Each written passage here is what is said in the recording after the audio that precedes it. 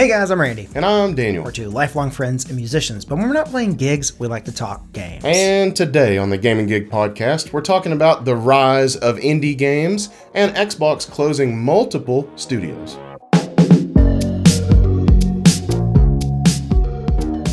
Want to remind you guys that members get a bonus video every week, so if you're interested in supporting the podcast and getting a bonus video, check out the join button on the YouTube version of this podcast. That's right. Do it.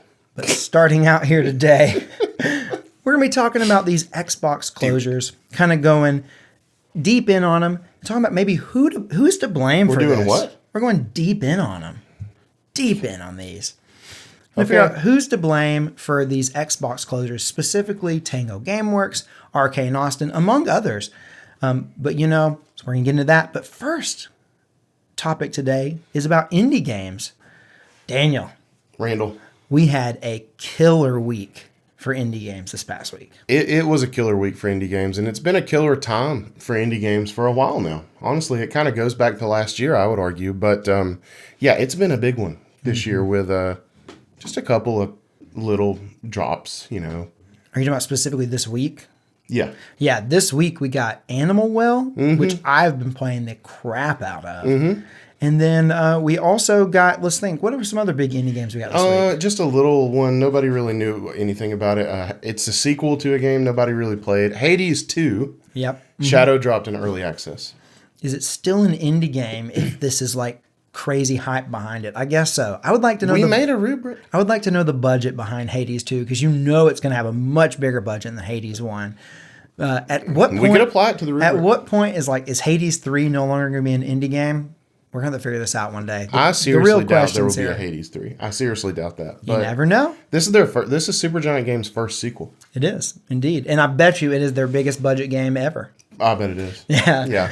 Now, I don't know what to go through. We did make the indie rubric. You'll have to check that out. I think that was back on our either Christmas episode or episode 100 of the podcast. It was, somewhere were those around episodes one and the same by chance? I don't think they were. I think it was close. They were near each other, but I don't think... I think it was the 100th episode. 100th episode.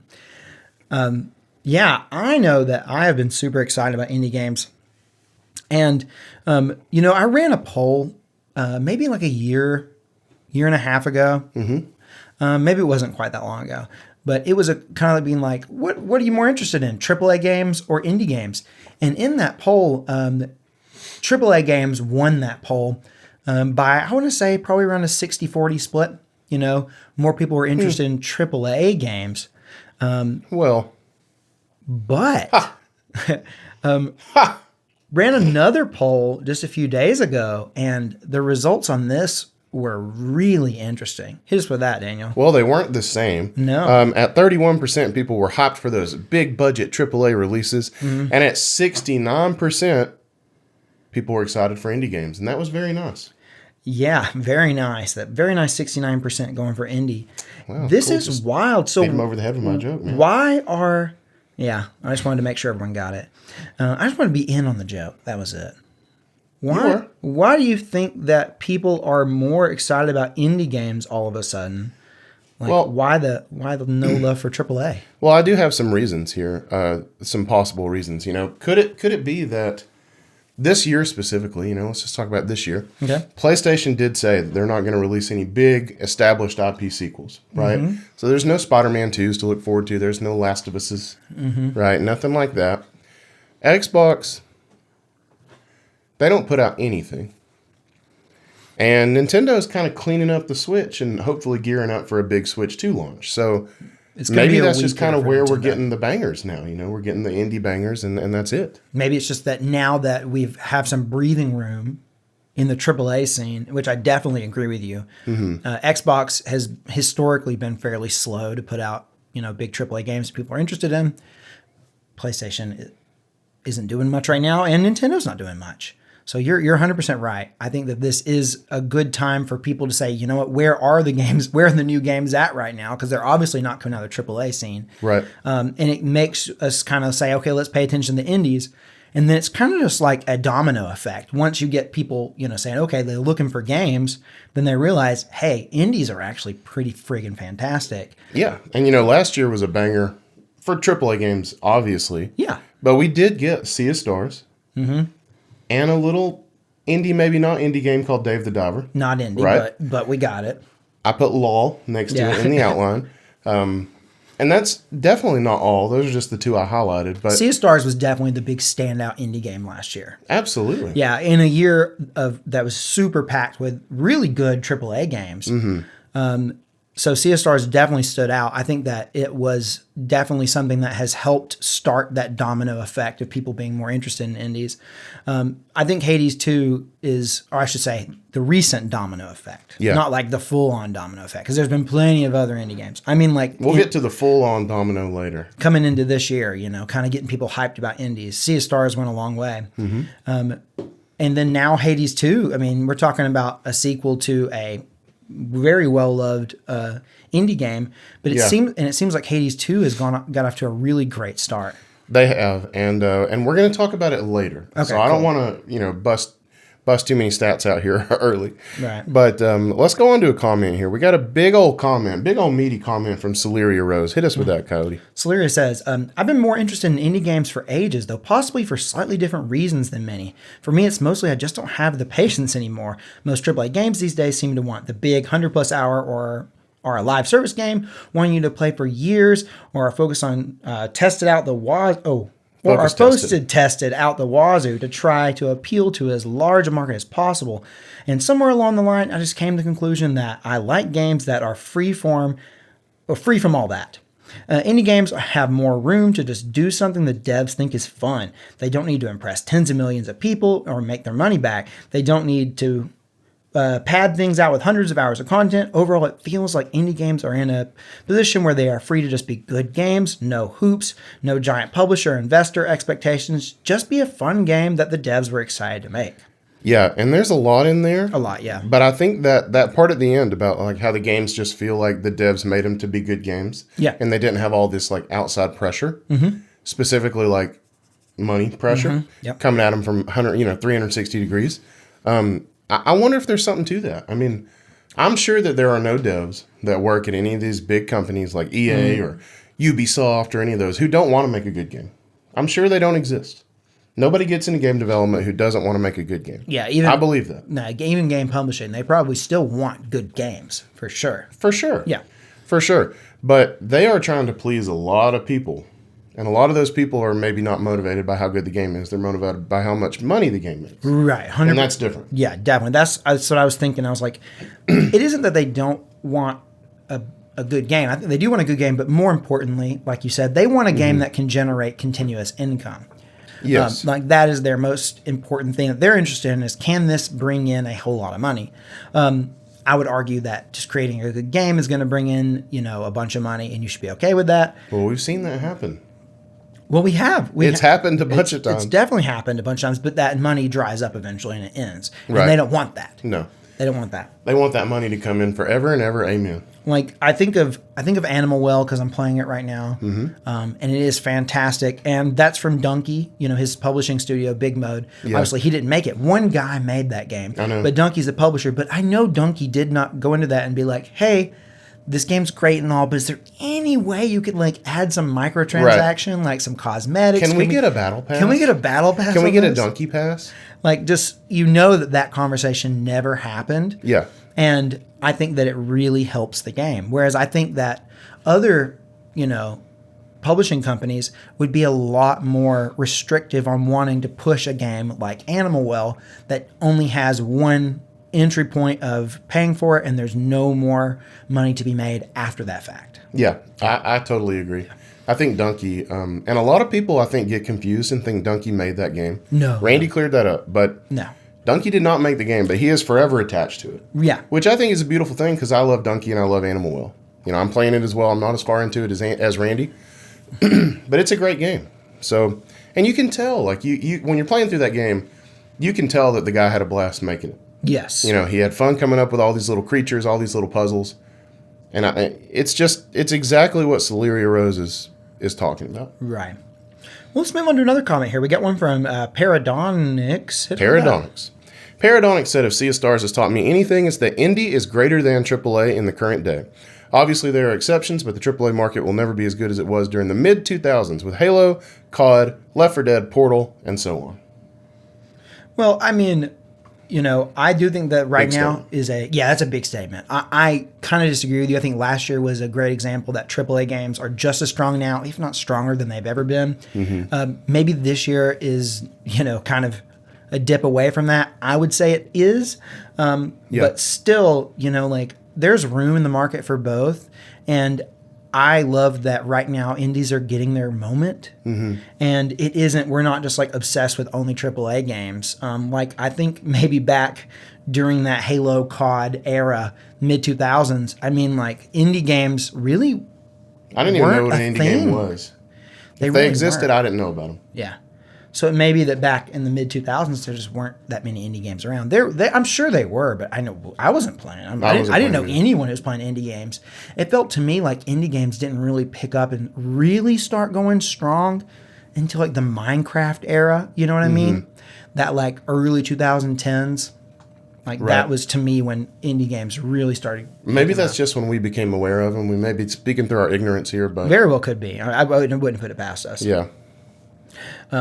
So I think the AAA market is still great. I think we had some really great AAA games last year. We've already gotten some decent AAA games this year, but I don't think it's the same. We're just not getting the same clip, We're not getting that post-pandemic. All these developers have been working on these games. They got delayed, and then they all dumped at once. They all DUMP'd at once. They all DUMP'd on us at the same time, and that was last year. Well, you didn't Can I like get that? an exclamation mark, Spicy, in the chat, please? Right. We'll tell you about that later. We got a comment from Danko Thal. The Danko Thal, who said, the current AAA landscape is just sad with all those unfinished. Oops, I accidentally exited out of the comment here. Unfinished on release, microtransaction-riddled, and uninspired games. Indie games are where it's at. Just look at No Rest for the Wicked. The Cage the Elephant Classic. No Rest for the Wicked. That's a new game that has just recently come out, right? Yeah, it looks super cool. It's in early access. It's like that. It's that like top-down Souls-like looking thing from the people who made the Ori games. Oh yeah. I remember hearing about that. Yeah, it looks cool. Yeah, I don't have room for it in my life right now, but it looks cool. Because you're too busy playing Hades 2. Speaking of, we put out a poll finding out if the Gaming Gig faithful, how interested they are in Hades 2. Do you plan on playing Hades 2? We got 33% of people saying yes, which is cool. 20% said maybe. 21% said no. And then 25% said they don't even know what Hades 2 is. Come on, guys. You got to just Google it. No, I'm just kidding. I'm surprised people didn't know what Hades 2 was. They had never heard of Hades. 25% of people. I am too. I think you did. What did I do? What did I do? You switched some stuff around in our outline when you were scrolling. How? How did I do that? You moved the picture. Oh. Hit undo. Undo.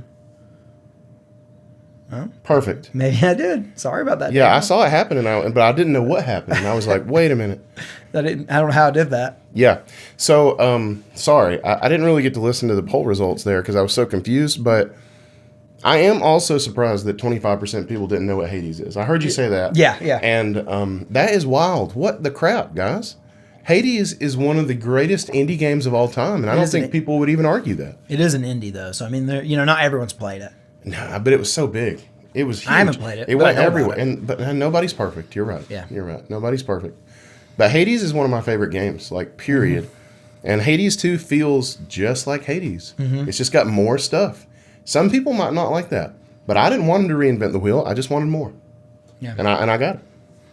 Even in early access, it feels fantastic. There's a lot of hype behind this game, even in early access. Mm-hmm. I see you have written down here that Hades 2 has more than doubled the peak Steam player count from the original Hades. And it did it in less than 9 hours. That just shows how much hype was behind this game. Now, is this peak concurrent players? Yeah. Okay. So, I think that one... I think so. Okay. So, I think there's a couple reasons for that. Number one is that there's a lot of hype, but also, the people who played Hades would have been very spread out because, you had people initially, and as hype grew, it would have been people playing it everywhere. Right. And by the time it came out on consoles, some people played it on Switch. They played it on wherever they wanted. Hades actually debuted as an Epic exclusive. Oh, really? And it was in early access on Epic Games. So, the Steam numbers are not like probably as big as they would have been. Right. So there's probably a lot of reasons then that Hades 2 has doubled that player count within, the first day. Yeah. But Hades is no slouch. So like that's still something to celebrate. No. Oh yeah, that's awesome. That is really cool. I think that and now, like I said, it's not like word of mouth about Hades took a while to get out, where Hades 2 came in. This is why people love sequels. This is why developers and publishers love sequels, because they know they already have that built-in hype, which is just super cool. Right. And there's this whole like roguelike Prince of Persia game, right? It's called the Rogue Prince of Persia. Yeah, that's from the people who made Dead Cells, right? Yeah, Evil Empire. Yeah. Well, they respected the shadow drop of Hades 2 so much that they delayed their game. They respected it, or they just know we don't need to be stepping on their toes because you won't win. We won't win. No, right? Yeah. I mean, they put out a press release, and it was like we have a lot of confidence in our game, but we know Hades 2 is like a behemoth in the genre, right? Yeah, and we're all playing it. So let's just all take some time and play it, and we'll come out later in the month. That's basically what they said. That's cool. I think that's cool for a lot of reasons. Like one, it's smart business wise because you don't, it's like no game wants to launch on the same week as the new Call of Duty.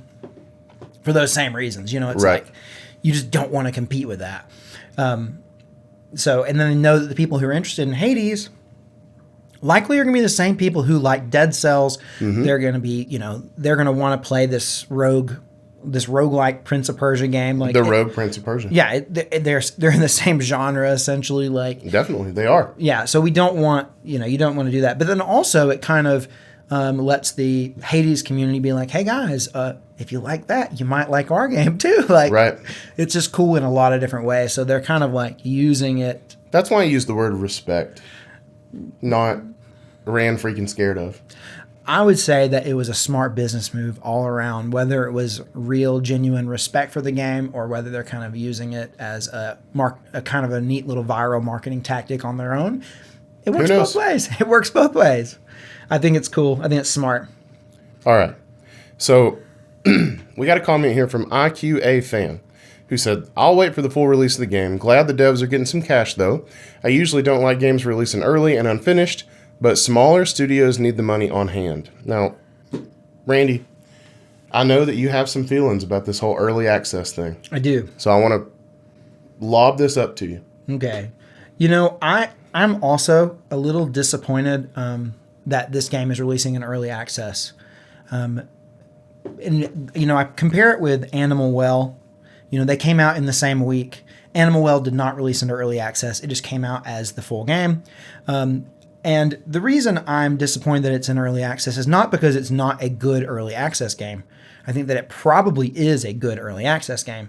But I think that if it's a game that I'm super hyped for, me personally, I kind of feel like if I go into it in early access, I'm not getting what will ultimately be the final product. Like I'm not getting to experience the game at its fullest form by going in. And it's kind of like I'm a victim of my own hype.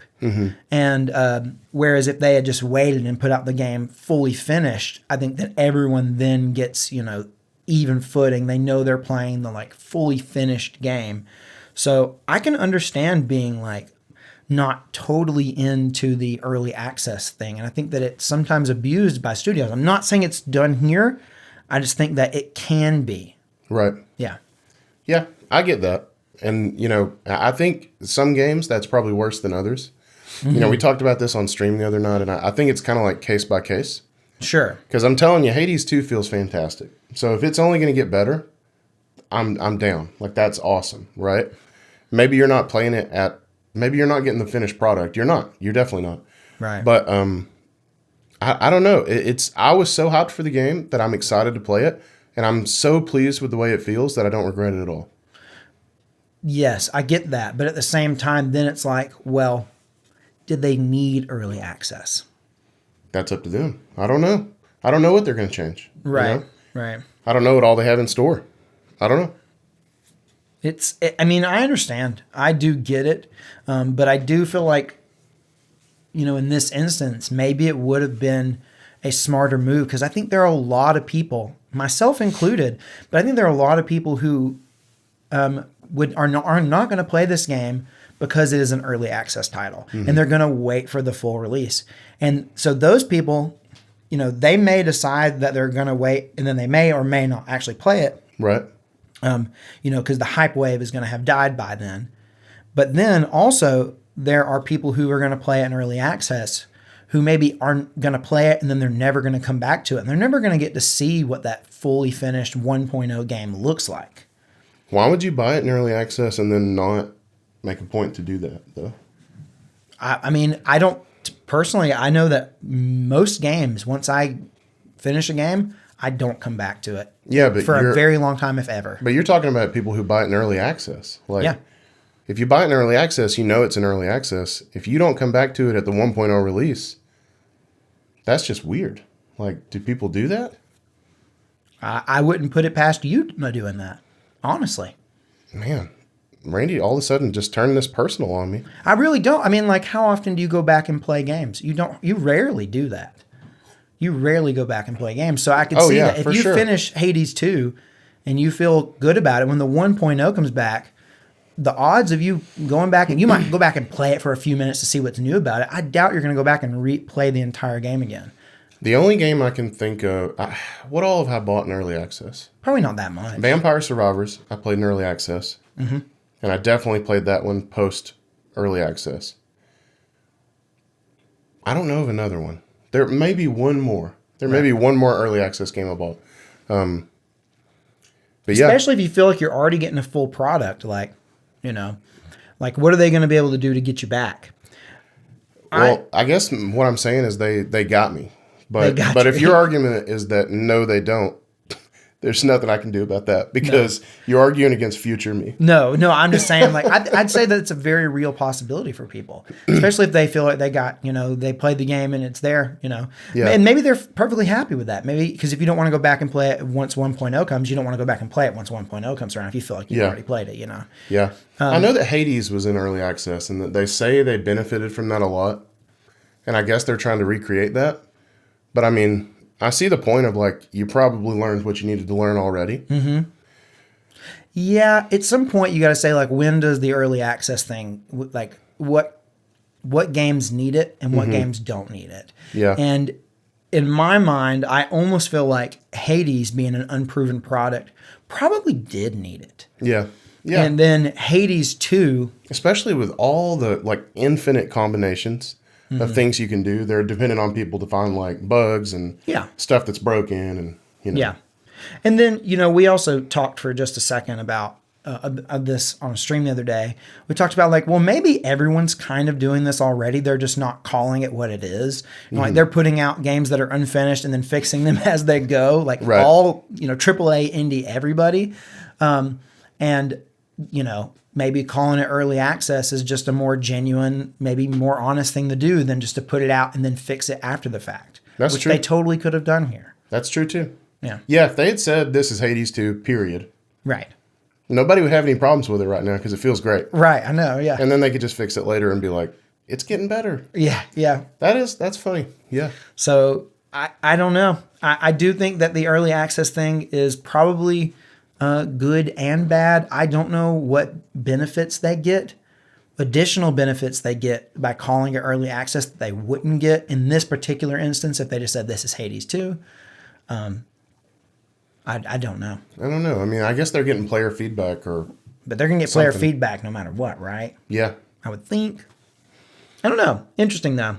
Let's do this last comment here from Landon Stallings. Daniel, hit us with it. If I had a dime for every game I've gotten excited for that turned out to be a roguelite, I'd be rich, lol, pass. I'm probably in the minority, but I feel like replaying the same parts over and over is not good game design or fun. It feels like a balance issue. I've played a bunch of roguelikes, including Hades, and I just don't get the appeal. I mean, like, I don't love roguelikes either, to be honest with you. I mean, like, I haven't played Hades. And I've kind of had it in my head that maybe Hades is the game to turn me around on roguelikes. I've been telling you for a long time. Yeah. Randy does not like to take game recommendations from me. I'm just throwing that out. Not true. What's the last one you took from me, though? I don't know. What was the last? It was Control. And you loved it. I did. So this is just a point in my argument in my favor. You know that, right? I know. Well, the people don't understand how rare that was. That was kind of what I was trying to say. You said, Randy doesn't ever take gang recommendations from me. And then I was like, name the last one you said. And you're like, Control. And you loved it, which is the opposite of what you were saying. I was trying to imply that was rare, you know. But yeah, roguelikes, you know, they're not for everybody, I guess. They definitely kind of feed into that, like, and I'm not trying to say this, but they feed into that like whole like get good thing. Yeah. You know? And I definitely don't like that mentality. I don't like games that do that. I kind of do. I know you do. And I really do like roguelikes. The ones I've played, I like. So, you know, that's okay. They're not for everybody. And if you didn't like Hades, you probably don't like roguelikes. Because that's the godlike roguelike. Yeah. Well, it reminds me of like Souls-likes also is a game genre that, you know, historically is either loved or hated. Neither one of us are huge on it. No, not a big fan. Not a big fan of them personally. Now, again, that's more that like get good kind of type of game. Although probably to the extreme. Oh, it's to the extreme. Yeah. It's a little too extreme for me. Yeah. But, you know, I did put in here, and we've already kind of talked about it, but, you know, Landon, like, you know, we appreciate you, and we just want to help you out. So, like, if you're not a big fan of roguelikes, I'm just wanting to point out that maybe you like Metroidvanias, because there's this little game called Animal Well that came out, and it's hella good. Yeah, I do love Metroidvanias. Yeah. I discovered that I love Metroidvanias playing all the Metroid games, and I've played a number of Metroidvanias since then. It's a genre that does click with me. There are some things I don't like about it. Right. I don't like backtracking when it gets a little annoying. You just have to backtrack, you know, especially if you backtrack multiple times. Yeah. You know, but it kind of just comes with the genre. Some games do it better than others. Games that allow you to fast travel between areas, it's not annoying at all. Like I think of that recent Prince of Persia game was really great. Metroidvania with almost no backtracking. Right. Some people like the backtracking. I'm not big on it, personally. It's the one thing that annoys me about it. I love the exploration. And you're talking about the genre and not Animal Well specifically. No. Although Animal Well definitely has Animal Well has a fair amount of backtracking, and I would say that it's probably at its weakest when you're having to do a lot of backtracking. Yeah, I would agree. The game is still quite good, but it does have some weak moments. I'd say that would probably be its weakest part. Yeah, I agree. To me, my favorite part of Animal Well is the art style. It is so pretty. Everything looks so cool. And if you're into pixel art, I don't know that it gets better. Oh, it's beautiful. Yeah. It is gorgeous. You're 100%. It really is. I think my favorite thing about it might be like you're looking around in each of the little sections of the levels, and, you know, if you think like, that looks a little odd, I bet there's a secret there. 100% of the time there is a secret there. I've never thought like, that seems a little weird. Right. And then went to examine it and it not been something cool. Like it is literally every single time. It's like shooting every block in Metroid, except this time you can see the blocks to shoot. Yeah. But they're sometimes very well hidden. It's just like a little weird. And I'm like, that looks a little odd. Yeah, that's happened to me a number of times. Yeah, it feels great. And like literally every time, it's never like you go examine and you're like, oh, it's nothing. Oh shit, that's just a block. It just looks a little different than all the others. No, every time never. It's always something. Sometimes you might think, I can't get to that yet. I'm going to get to that and figure it out. I just got the bubble wand. Oh, yeah. And I can get to crap now. Yeah, that's very I am loving that. Yeah, bubble wand's awesome. So final thoughts on this surge of indie popularity. I will say that as a person who doesn't always love super, super, super long games, I'm loving where we're at right now. Yeah. That's what I'll say. As a person who just came off playing Final Fantasy VII Rebirth, me too, Right. because that game was too long. It was way too long for me. Right. You know, it was too bloated. It just really was. Yeah. And these indie games just don't tend to be that way.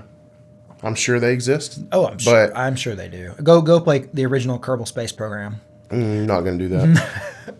It's got more to do than you would ever want. Thousands of hours of stuff to do. Yeah, but I'm loving it. I'm loving Animal Well. I'm loving Hades. I'm going to put a lot of hours in Hades. And, there's more stuff coming, I'm sure. Oh, definitely. Little Kitty Big City just came out. You going to play that one, Randy?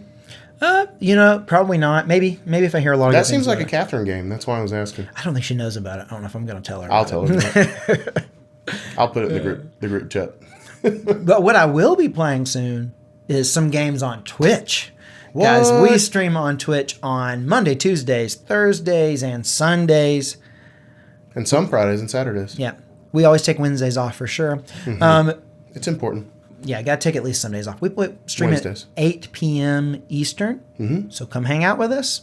There's a link to our Twitch channel in the description of this podcast. Okay. Moving on to our big topic here. So Xbox, they did some stuff. They did. They pulled a move, and they closed 4 Bethesda studios. Yikes. Okay.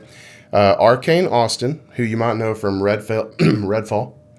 Tango Gameworks from Hi-Fi Rush, most notably and recently, but they also made Ghostwire Tokyo and The Evil Within. Alpha Dog, who made Mighty Doom. It's a mobile game. And Roadhouse Games, I don't have an example for. That's probably just an oversight on my part. I think Roadhouse Games, they were working on, I want to say like Elder Scrolls Online. You're correct. They did work on Elder Scrolls Online. And I think that they did not get closed. Roadhouse Games got combined with the studio that does Elder Scrolls Online. Yeah, so that's happening in some part to all these. Some people are being laid off and some people are being repurposed. Yes, I think the Roundhouse Games were pretty much entirely repurposed, Okay. if I remember correctly. Like pretty much, they were just dissolved and then they were incorporated into that other Gotcha. development team. Well, Xbox Game Studios head Matt Booty said that they made this decision based on reprioritization of titles and resources. Randy, the word reprioritization took me about 30 seconds to sound out earlier today. It was a tough one. Were you going to be able to read that if I didn't say it, like on first try? We'll never know. It's a really weird word. We'll never know. What do you think about that? Well, it's a tough word. That's what I think about it. No, but about this Xbox thing, they're trying to say they're reprioritizing. Right. I kind of feel like that is BS, personally. I think what is really happening is that they need to show growth. They have all these investors. They've just purchased, Activision Blizzard for $69 billion, a very nice $69 billion. And it's just so much money. And then now they've got to start making some of that money back. And so they're looking for literally any way that they can to become more profitable. And I think that the reason they're having this is they have this huge money pit known as Game Pass on top of that.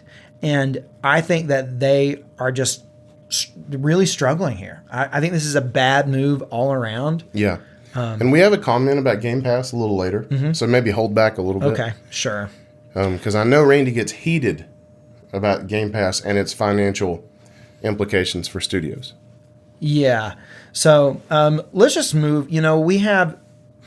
Okay. The reason I'm even talking about this is like the question is like what happened here? Like you look at Arkane Austin, and they recently put out Redfall, and it was a flop. Yeah. There's no denying that it was a flop. It was a flop. But I thought the whole reason that Microsoft bought Bethesda, the whole reason we were excited about Bethesda being under Microsoft's tutelage. We were excited about that? Well, I mean, like gaming, maybe we weren't. But like, the whole idea was that, Microsoft is the most profitable company on earth. If not number one, they're number two.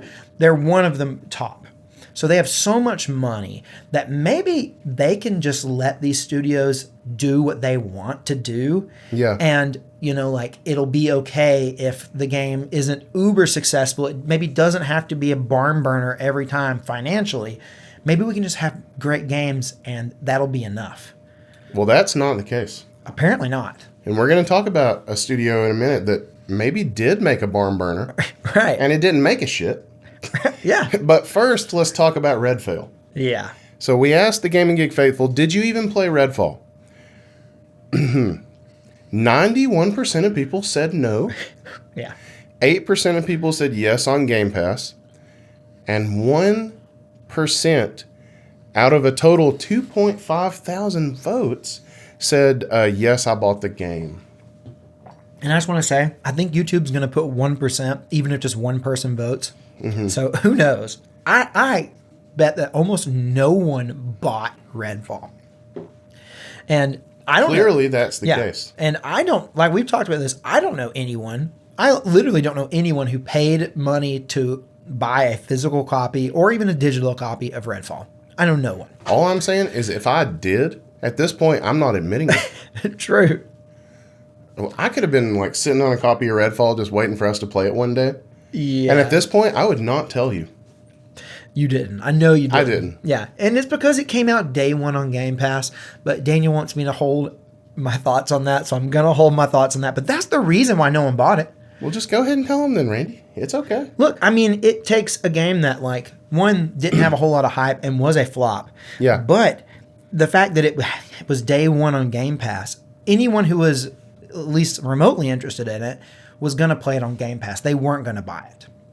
And Facts. You know, that the amount of subscriptions that Redfall brought in was probably negligible, if any. Right. So not only is it a financial flop on sales, physical and digital game sales, it didn't even help their Game Pass numbers. Right. So it was probably like a net. It probably made like negative amounts of money, even beyond. It probably didn't even start to make back his money. Is what I'm saying. Like, right.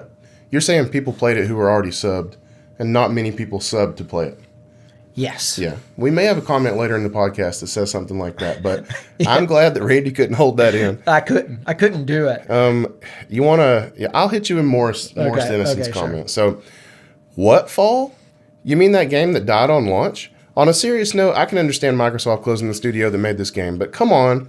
The world was on fire over the extra login on Helldivers, but come on, Microsoft, just destroyed the studio that created Hi-Fi Rush and was so good it went multi-platform.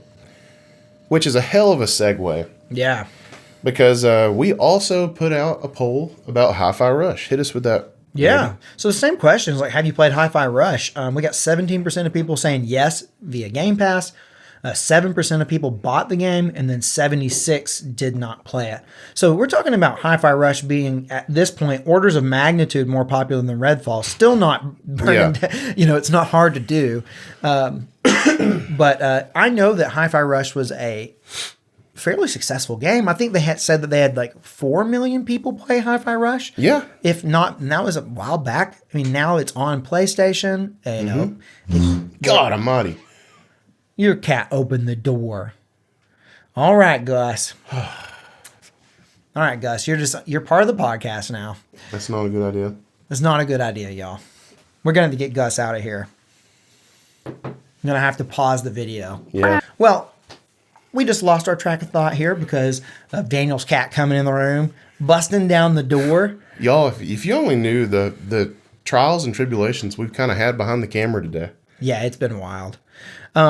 So, anyways, let's move into our comments.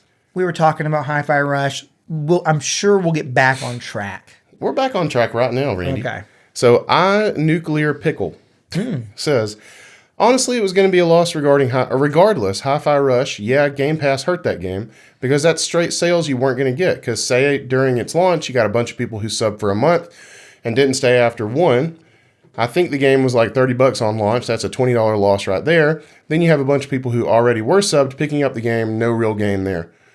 Please, punctuation, please. Yeah, I agree. This is 100%. I 100% agree with you. And I would argue that very few people subbed to Game Pass to play Hi-Fi Rush. It was just an added bonus for people who were already subbed. They said they have 4 million players, but there's a lot of Game Pass subscribers. I think that having it on day one on Game Pass, I think having any game day one on a subscription service is going to tank the sales. Yeah. I'm sure they saw it with Starfield. And probably every game that they're putting out right now. I know I personally play them on Game Pass because it's just way cheaper. That's what I did too. Well, not with Hi-Fi Rush. I actually bought that game. But because you want to play it on Steam. Yeah, because I wanted to play it on Steam. Yeah. And maybe if more people had done that, we'd still have the studio. Very few people probably bought it on Steam because it would be only Steam Deck owners. Because people who are playing on PC probably wouldn't mind using the Microsoft launcher to play a game for way cheaper. You know what I mean? Yeah, probably. You're probably right. So it's probably very few people who did that same reason. Although I suspect that's why the numbers that we got in the poll earlier, with more people saying the ratio of people who bought it to Game Pass was higher for people buying it. Right. Obviously, way more people played it on Game Pass, but still, it was at least higher. But I agree with you. Nuclear Pickle, 100%. Yeah, I knew Randy would really like that comment. Yeah. CRA Gamer says, it was one of the few modern games that brought back the wonder and joy for gaming that I had when I was a kid while I played it. The announcement of Tango shutting down was heartbreaking. Yeah, I agree. That's one of the things I said when I was playing that game, is like, it feels like these old 3D collectathon kind of games. Mm-hmm. It happens to have some like rhythm game elements, but they're very tasteful and they're honestly optional. But it felt like a 2024 Crash Bandicoot, or 23, I guess, Crash Bandicoot or Banjo-Kazooie. Like, it reminded me of those games. It really did. Mm-hmm. It was just a simple, fun game. I haven't played it because of the rhythm stuff. I don't really love rhythm games. I don't either. And so I haven't played it because of that. Maybe I should. I mean, it's on Game Pass. That's the right thing. Hey, you know where else it is? It's also one of the Humble Choice games this month. Oh, so really? It's very cheap if you want it. What is that? What does that translate to in terms of like how cheap are we talking? I don't remember how much it is to get Humble Choice. Oh, okay. I'm not prepared with that, but It's not very much. It's probably less than a subscription to Game Pass. Man, I'm telling you, I love Game Pass. I really do love Game Pass. I think it is great for the consumer, and I think that there is a scenario in which it makes sense, like to have a subscription service like Game Pass and it work. I'm not sure that in its current form, where Xbox is saying that every first-party Xbox game goes into Game Pass day one, is sustainable. I really don't think it is. I think it's hurting Xbox. I think they need to, as much as it's going to suck for the consumer, and I don't want them to do this because I take advantage of it. I'm going to play Hellblade 2 coming up here soon. I'm going to play that on Game Pass, and I am so excited about that game. But I know that the fact that Hellblade 2 has to be on Game Pass day one is going to mean that it is not going to do well financially because it's digital only. You can't even buy a physical game, so you don't have the people who are collecting and interested in it. So there's really no point at that point to play it not on Game Pass. Maybe it'll light the world on fire and get like a limited run release. Animal Well did. Did you know that? It's going to get a limited run? There's even a collector's edition that comes with a lot of cool stuff. That's awesome. Yeah. Is it like the Switch version? Either one. You can pick Switch or PS5. Okay. Yeah. Also, Humble Choice it's $11.99 a month. Oh, okay. Well, how much is Game Pass? It just depends on if you get it for console, PC, or Ultimate. Console and PC are $10 a month, and Ultimate is like $16 or $17. Okay. So you're basically paying like $1 less to rent the game instead of $1 more to own the game. Yeah. Yeah. Okay. So it'd be definitely better to do it through Humble Choice if you wanted to do that. Mm-hmm. I was getting at here, and what this makes me worry about is talking about Hellblade 2. I'm going to play it through Game Pass because that's what makes most sense to my wallet, and I still get to play the game. Right, because you're a consumer. Because I'm a consumer, and I got to watch out for my wallet over anything. And he does. But if, Ninja Theory, if they don't tear up sales on this, which they're not going to because it's on Game Pass, I'm worried that what if Xbox looks at them and say, sorry guys, you're not financially viable anymore. You put all this work into Hellblade 2 spent 5, 6, 7 years in development. I don't know. I don't remember. Right. It's been in development for quite some time, and it's not going to make a whole lot of money. Who's to say that Ninja Theory isn't the next studio that gets closed down by Xbox because of Game Pass? Well, here's how they don't get closed down. Because Mr. Booty has said that Xbox needs smaller games that give us prestige and awards. Okay, he said this the day after closing Tango. So all Hellblade has to do is give them prestige and awards. If only Hi-Fi Rush had won the 2023 CEDEC Award for Sound, the 2023 Game Award for Best Audio Design, the Tin Pan Alley Award for Best Music in a Game from the New York Game Awards, a GDC Award for Best Audio, and a BAFTA. Yeah, for animation. If only they had done that, then they would have brought them prestige and awards, and they would still be around to make great games. Yes. Now, there may be more behind the scenes that we don't know about. Because there always is. There always is stuff. I know that Arkane Austin lost a ton of talent because they apparently, everyone working there hated working on Redfall. So a bunch of people just quit and left. So that was a thing. So maybe that studio was in shambles. Yeah. Okay. Tango Gameworks, the main dude behind Tango Gameworks, recently left and created his own studio.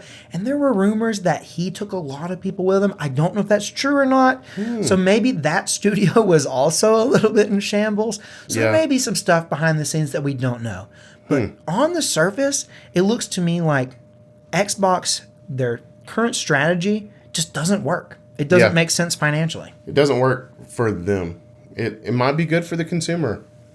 We've said that a lot about Xbox. It's great for the consumer. I think what would make more sense is if they did what PlayStation is doing, which is PlayStation has their PlayStation Plus subscription service, and they do have some third-party day one releases. Animal Well was one of them, but they don't put their own first-party games in their day one. They wait usually a year or two before they go in there. Yeah. And that way the people who are going to play them when they're super hype are going to buy them physically. And then the people who don't, they get to benefit from having the subscription service where they can play that game plus plenty of others. Right. The example we talked about yesterday would be like, what if Spider-Man 2 was a day one PlayStation Plus game? What would the sales have looked like? Radically different. It would have been, it wouldn't have made the game make sense financially, is what it wouldn't have done. Yeah. It would have had plenty of people sign up for PlayStation Plus to play the game. I think it really would have driven subscriptions. But like that comment said earlier, they wouldn't have been recurring subscriptions. And then, also the people who were already signed up for it, they're not going to pay the full price for the game. They're just going to, use their subscription they already have and then just move on. Right. So much money would have been lost. So much money. So much. You know where we could continue to discuss this, Randy?